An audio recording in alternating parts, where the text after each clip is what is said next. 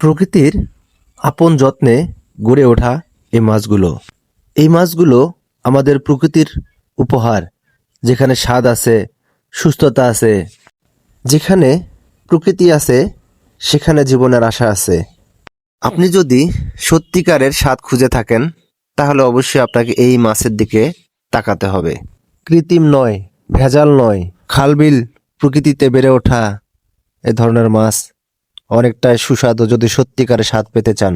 টাকি মাছ শুধু মাছ না, এটি প্রকৃতির এক সুন্দর উপহার। পানির ভিতরে নীরবে বেঁচে থাকার অপর নাম হচ্ছে টাকি মাছ। টাকি মাছকে পছন্দ করে না এমন মানুষ খুঁজে পাওয়া অনেক মুশকিল।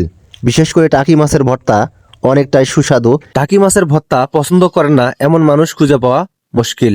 বর্তমান সময়ে কৃত্রিম প্রজননের মাধ্যমে বিভিন্ন শাকসবজি বা মাছ উৎপাদন হচ্ছে, এসব মাছের আগের মতো স্বাদ পাওয়া যাচ্ছে না।